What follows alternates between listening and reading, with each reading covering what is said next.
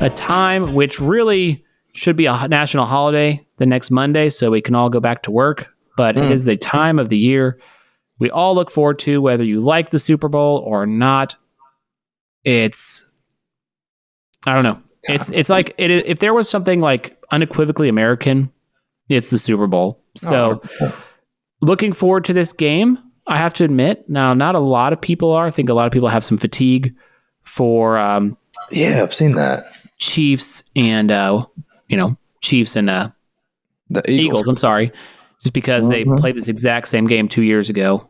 But I'm actually looking forward to this matchup. How about you? Yeah, it's a lot of the same players for sure.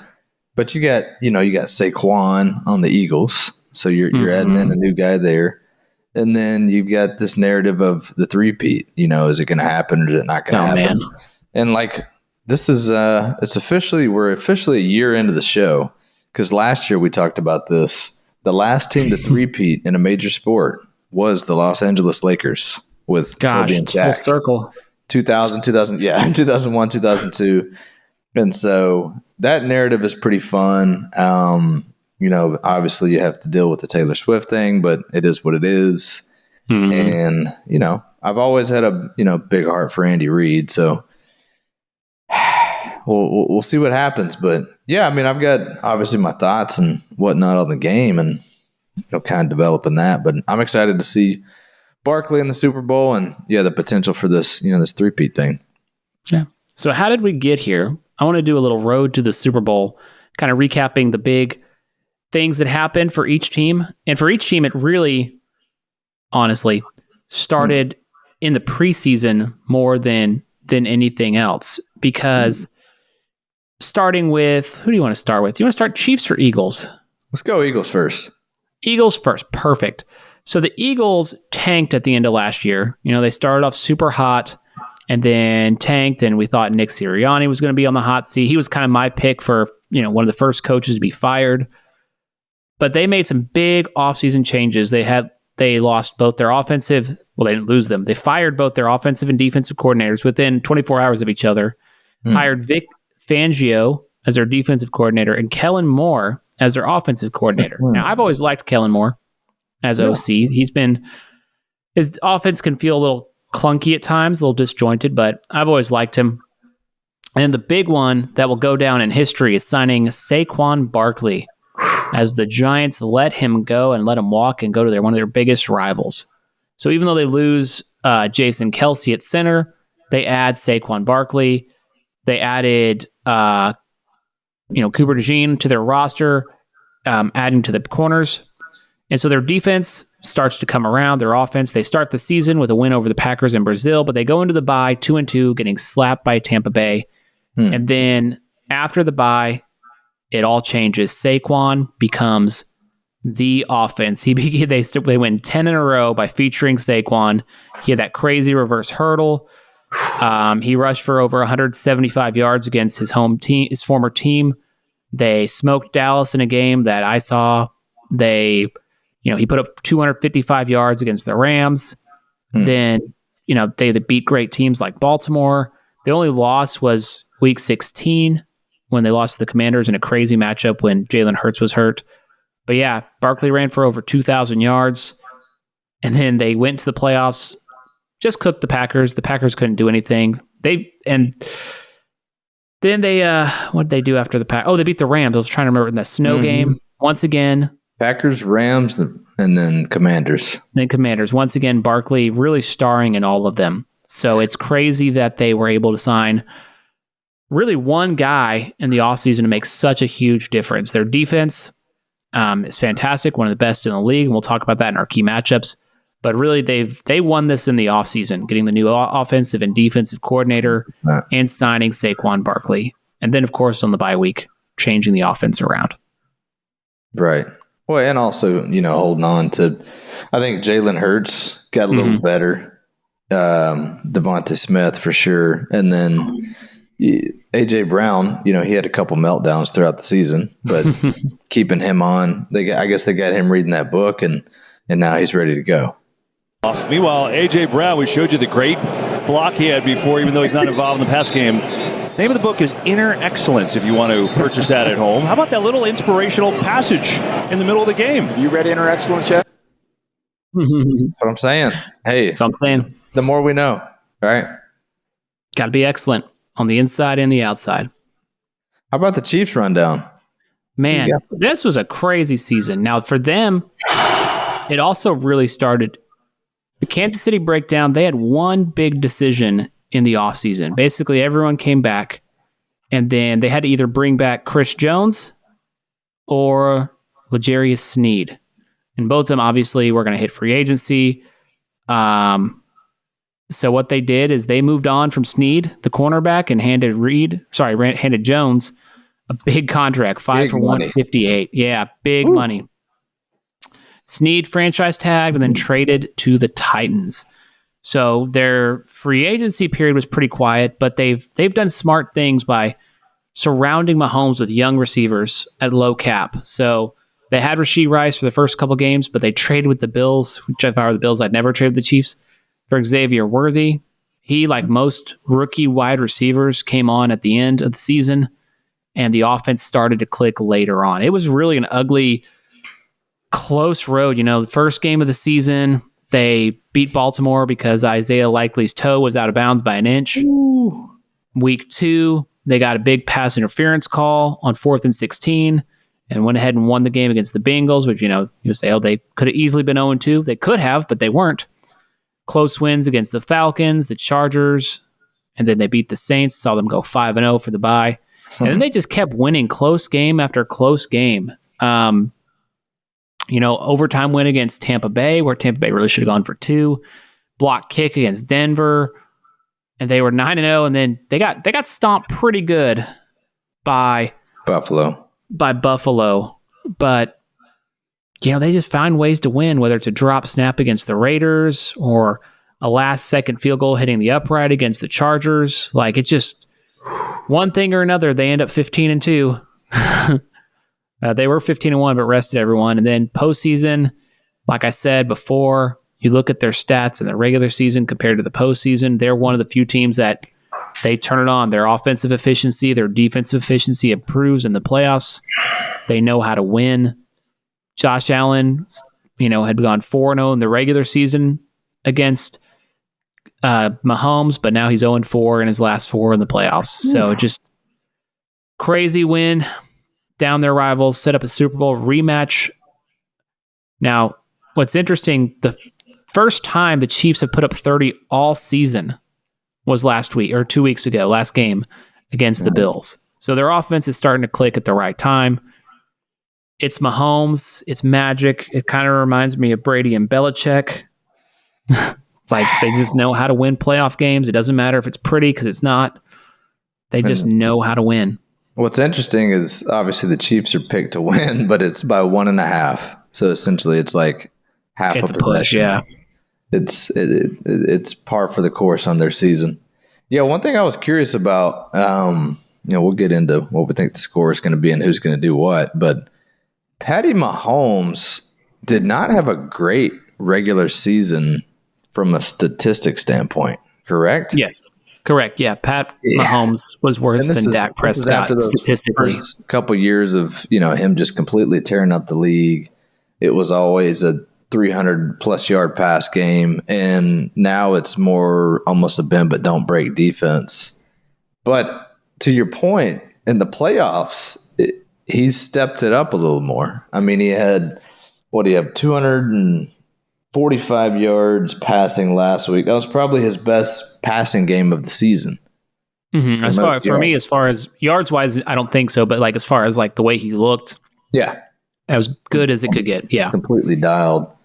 And yeah, my early take on him is if the Chiefs are going to win, he's going to have to be 300 plus and completely ball out and have a game in order to beat the Eagles. Interesting. Yeah. Yeah, this is going to be it's going to be a real interesting game because both teams, and this is kind of going into key matchups here, both teams rank top 4 in scoring defense. The Chiefs giving up only 19.2 points per game, The Eagles only giving up 17.8. Now, it helps if you play the Cowboys twice and the Giants twice. Just saying that helps. But the offense, the Eagles are a top 10 offensive team, whereas the Chiefs are middle of the pack. Like the Cowboys had more yards per game. Right. And that's kind of crazy to me. Like I said, Pat Mahomes had less passing yards per game than Dak Prescott in a weird turn of events. But the rushing yards per game is where the difference is. The Eagles rank second in rush yards compared to the Chiefs, which rank kind of lower third, So it's just, man, the score effects, the game flow, however you want to say it, the game script, that's the word I'm looking for, the game script. Yeah. The game script, hopefully it's not already written. We'll see about that. Here's what I think is going to happen. Here's my take on the game. Currently I have the Eagles picked to win. I think the score is going to be 28-25. Okay. And would you call that a low scoring game? Not really. Not low scoring, but not high scoring either. Yeah, I think it's about average with. So the Chiefs have been somewhere around 25 points. The Eagles have been somewhere around 28, 29 points a game.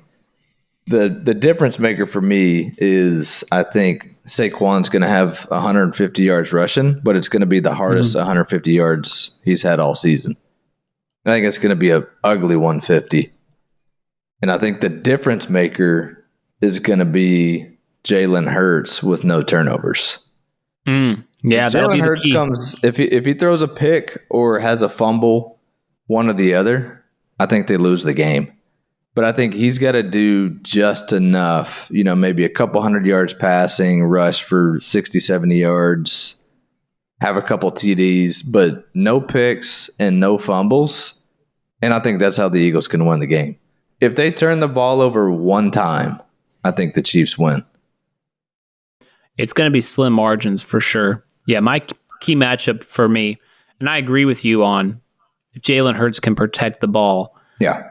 This game would definitely swing in favor of the Eagles. They've done a great job this year protecting the ball, but the Chiefs have been great. Like, their defense has some exotic blitzes, and they blitz a lot. Spagnuolo is the king of blitzing on third down. Yeah. If they can, because both teams are top 10 rush defenses. If the Chiefs can bottle up Barkley, it's big if. Yeah. Can Jalen Hurts put the team on his back? Because I think they're going to try to bottle up Barkley. Now, what's crazy to me, last time they played, right? 3-point win for the Chiefs. What was the final? I'm trying to remember. 38-35. Yeah. That was one of the best games I've ever seen a quarterback play in a losing effort with Jalen Hurts. He was with the hurt ankle too. Flawless. Yeah, he was amazing. Like he would/should have won MVP if they had won.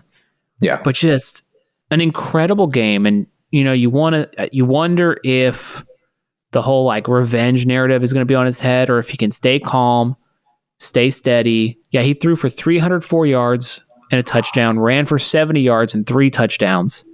The dude was a machine. Ooh. So if he can stay steady, stay calm, then I think they can do a good job and win the game.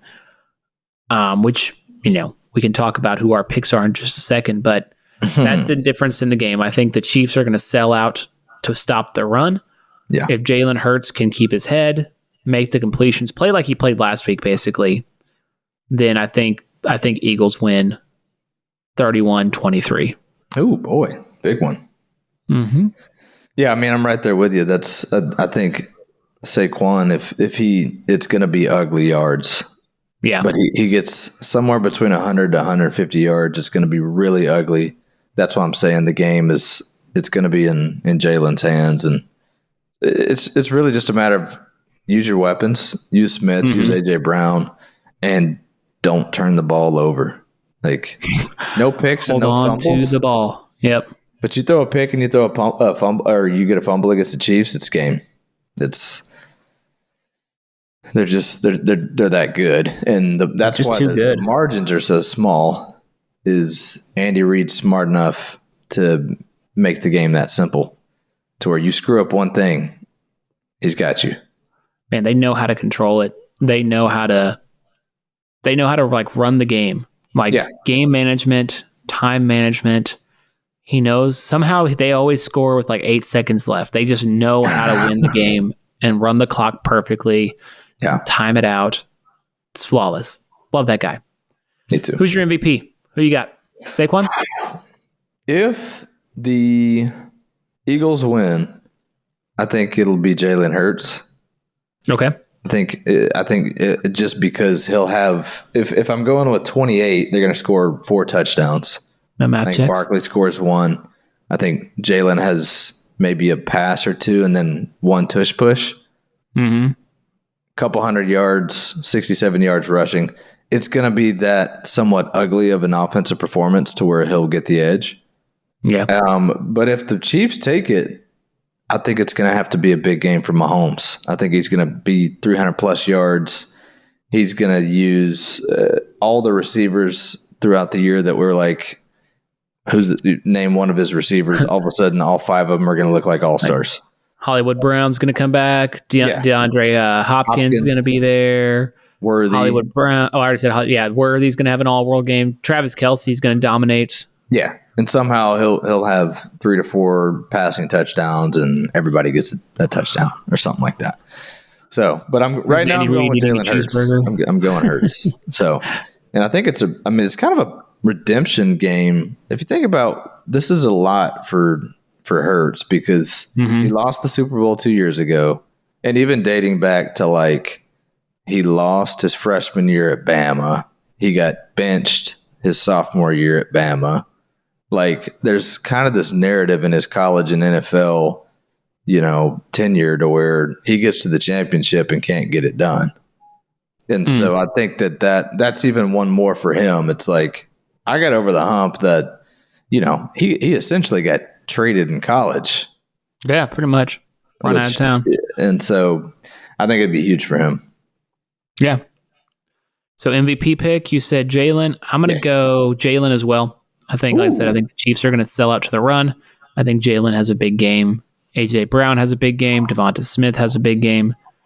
The X factor for me is Xavier Worthy, the rookie, the speedster. Can Mahomes hit him a couple times deep? If he can, then I think the Chiefs can easily take it. If they don't connect, that Eagles defense is so good. Defense wins championships. Both defenses are great. The Eagles offense has been better this year due to their running game. Yeah. I just think all around the better team is Philadelphia. I think they win, not going away. I mean, going away late. I have them, 31-23. So I think that. Okay. Yeah, it's not a blowout, but it's not a blowout, but it's a good win. It's a good win. But yeah, the three-peat, man. They're going for the three-peat. For some reason, this is random, but I was doing some notes and thinking about the game today. And the game that popped into my mind that I could see this mimicking, do you remember the 2009 Super Bowl between the Steelers and the Cardinals? Mm-hmm. Where I think the Steelers won, but I just remember like it was the crescendo of the game to where the fourth quarter was back and forth. I think the Steelers had like 16 points, though, or something like that in the fourth quarter. But that was kind of similar to the Chiefs. I didn't realize they had been down by like 10-12 against the Eagles that last Super Bowl. Like they've been down every Super Bowl, seems like. And then had this, kind of amazing comeback. But yeah, man, I think it'll be a thriller at the end. I think it's going to come down to the wire, but I got the Eagles by 3. Nice. Well, when I come back, Dynasty Talk. So we've been talking Chiefs, and it seemed like the Hydra thing where you kill one and another one grows, for those of you who know ancient mythology. We had the Patriots for nearly 20 years, and they finally go away, and parody doesn't even last a year. It just immediately becomes the Chiefs. Wow. And they're trying to do something unique that no other team has done in the NFL in the Super Bowl era, go for the three-peat. The Packers kind of did it. They won the NFL championship in 66, 65, 66, and then won the first 2 Super Bowls, but that apparently doesn't count. And so the teams going for three-peats have kind of fallen short in various ways. That now, teams that could have won a three-peat, like the Dolphins in 72, 73, and 74 could have done it, but in that first year, they lost the Super Bowl before winning 2 straight. So that doesn't really count, and it's kind of close. That's a team that's been in 3 straight Super Bowls, but even that, like going to 3 straight Super Bowls is very, very, very rare. The Cowboys had a chance to win 3 straight. They ended up losing to the 49ers in the NFC Championship game before the 49ers smacked the Chargers. Cowboys would have easily won that game, so they would have four-peated had they had the chance. The Broncos kind of had a chance at three-peat, not really, because John Elway retired. The one for me that's actually the closest to three-peating, in my opinion, was the Patriots when they weren't. I mean, they were trying to win it every year, but they win the Super Bowl against the Falcons. Mm-hmm. They come back to the Super Bowl the next year, lose that close, crazy game to the Eagles. Yeah. Go back the next year, beat the Rams. So they were, this close to winning 3 straight, but no one's been able to do it, man. Just the margins are so slim. And, we have a real chance here to see something we've never seen before. It's tough. Just based on recent history for sure, it seems like number one, you need the guy at quarterback. Yes. That's as a steady. I would say in general, you need I don't know if I'd call Andy Reid a defensive-minded coach. I'd call him more of an offensive-minded coach. But he's an offensive genius. You need a strong defense. Mm-hmm. And you need a steady coach, but you also need a coach that's had some reps and has made a couple stops. Like the Patriots wasn't Belichick's first stop, right? No, he was with the Browns for a minute. For a while. Mm-hmm. So it's an interesting soup in the NFL. So you nailed. Go ahead. I'm sorry. I thought you were done. I was just going to say, like in other sports, for sure, basketball it's star dominant. You need a Kobe, you need a LeBron, you need a Jordan, and baseball's just kind of. That's probably maybe even harder than football. Because I don't know the last time there was a three-peat in baseball. I don't know if there ever has been. Maybe the Yankees. Yeah, it's been a minute. Yeah, but yeah. What's the recipe? So you nailed almost all of it. So the recipe is stability at quarterback. Okay. And having a GOAT quarterback, GOAT stability, and that's the hardest one, right? Yeah. So you got to have one of the greatest quarterbacks ever, Mahomes, Brady. The Cowboys had Aikman, almost had it.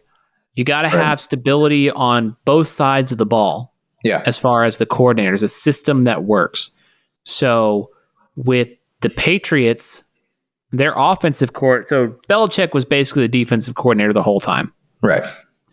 They had, for their first 3 out of 4, they had Charlie Weiss, and they were more of a defensive run-the-ball team at the time, but, they were 9-0 in the playoffs with Charlie Weiss. Yeah, that was the league. They beat the Rams, they beat the Panthers, and they beat the Eagles, all in close games, but, they won them.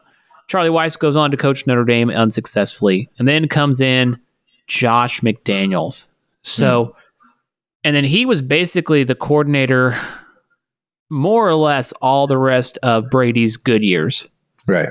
Bill O'Brien was coordinator for 2 seasons. One time they made the Super Bowl but lost to the Giants. But really, it was McDaniels who was the coordinator basically from 2006 to 2021 with a couple stops, a couple years off. Yeah. So for 15 years, they had the same offensive and same defensive coordinator and the GOAT at quarterback. Now you go to the Chiefs, Spagnuolo, been the defensive coordinator since 2019. Yeah. So you have a guy who he was a coach for a while. Never really worked out for him as a head coach. No. But That's fine. But as soon as he comes in, 2020, the next year, so the first year they lose to the Patriots in the AFC Championship game. Mm-hmm. Then they win, go to the Super Bowl. They lose in the Super Bowl the next year. They lose in the AFC Championship game, and now they're 3 straight. So they've had him, and he is now going to their 5th Super Bowl with him as the DC. Wow. So that's what I'm talking about, stability on that side of the ball. And of course, Andy Reid, one of the greatest offensive minds to ever run the game. So you have those 2 things that are the key. You have the GOAT quarterback and offensive and defensive stability, as far as also just being really good coaches. It's like Spagnuolo's a great defensive coach. Belichick, the greatest defensive coach of all time. Andy Reid, probably the greatest offensive coach of all time. Josh McDaniels, great offensive coach. So you have those. The thing that I admire too, as you compare and contrast the Patriots and the Chiefs, is they both, the Patriots when Brady was at his peak and all that was going on. Like we were saying a minute ago, it feels like they have the game in their hands. Yeah. Something about they control the whole game. And I guess that's having the stability with the coordinators. It's like, hey, we know when to go fast and when to go slow on offense. This is the scheme that we're doing on defense, to where the whole package, it just feels like it's their game. They own it. Yeah. That's what's crazy. Complementary football, I think, is the way one guy puts it. And it's that's right. They complement each other. Your defensive style and your offensive style, it just works. And then the final key is this right here. Let me share my screen. Can you see that okay? Yeah. This is the division winners since the Chiefs took over, basically. Wow. Chiefs. And you kind of got to have you got to have dominance in your division, a mid to poor division. The Raiders have made the playoffs 1 time in the past 9 years. The Chargers have made it only 3 times. The Broncos made it this year. It's just... And all 3 of them have been relatively unstable organizations over the past 7 or 8 years at one point or another. Yeah, so the Chargers and Denver are kind of coming around finally. But for the past 8 seasons, they've had pretty much a joke of a division. When the Raiders, none of these teams advanced.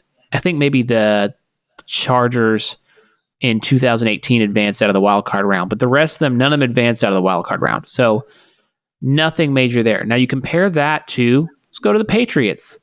Look at this dominance. So starting back when they won the Super Bowl, 2003, they win the division. Or 2001, they win the division. The Jets win it that crazy year where almost all of them made the playoffs. Win the division. Second to Miami. Almost win the division. Win the division. Win. Buffalo. Tom Brady era ends. Miami won 1 with that Wildcat offense in 2008. Whoa. And the Jets won 1 in 2002.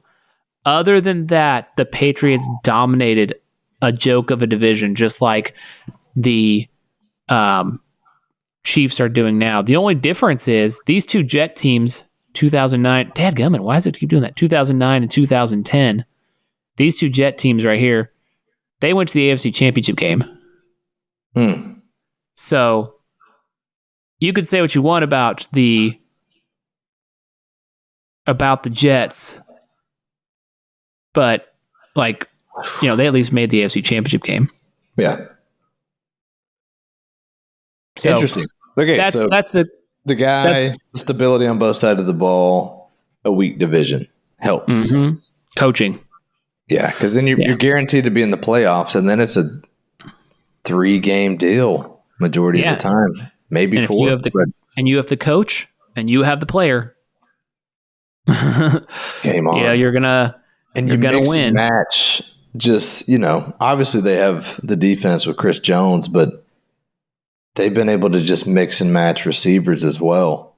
What's kind of interesting too is having the tight end with Kelsey, because that became maybe not in the first couple ones for Brady, but later, you had Gronk and then Hernandez even for, what, 1 or 2? I think they never won with Hernandez, but they made it to 2. Gotcha.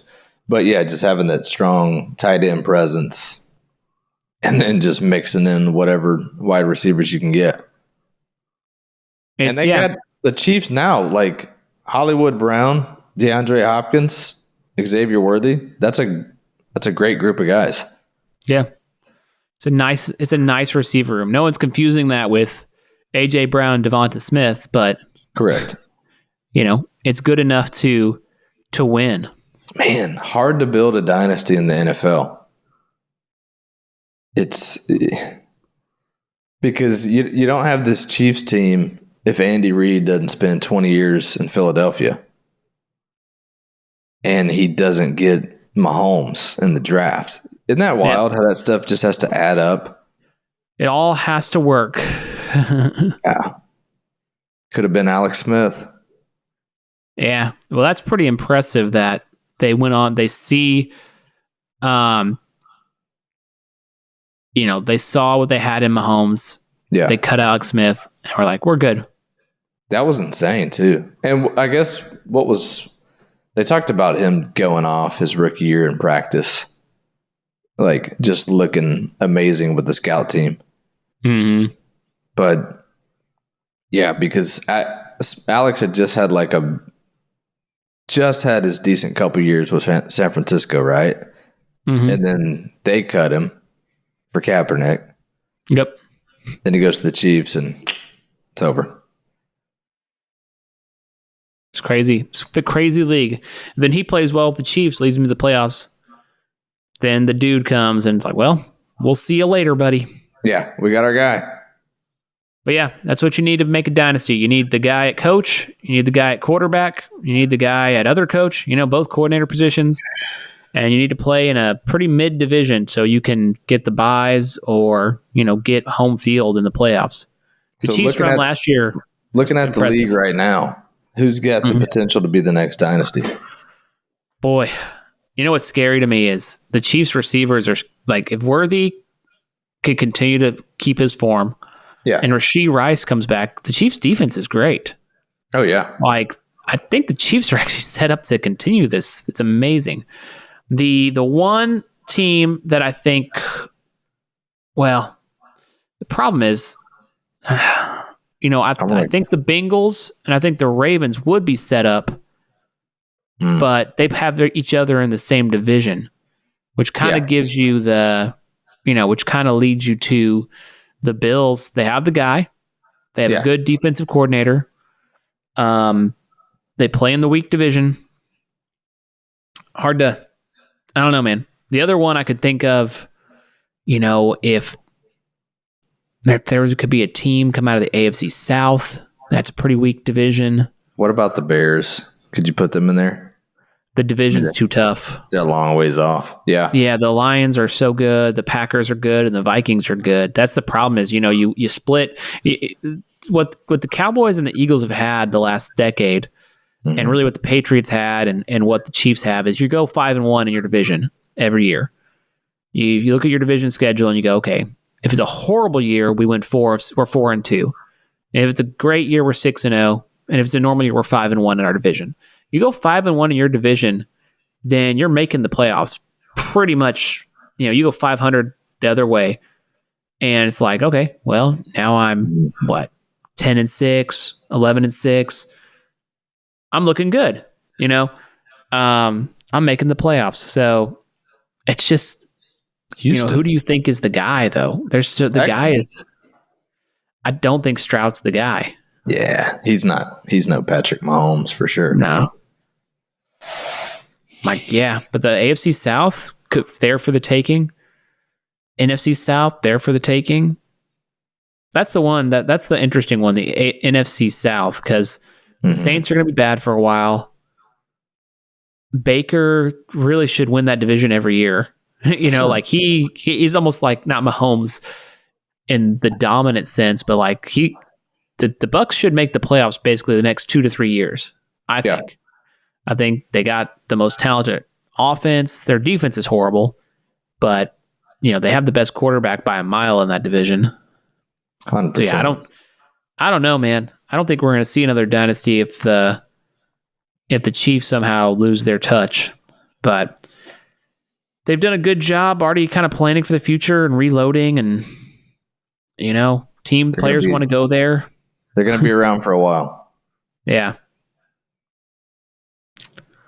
They're going to be around for a while. Until next year when we do Super Bowl for the Chiefs going for the Whatever 4-peat. Peace, bro.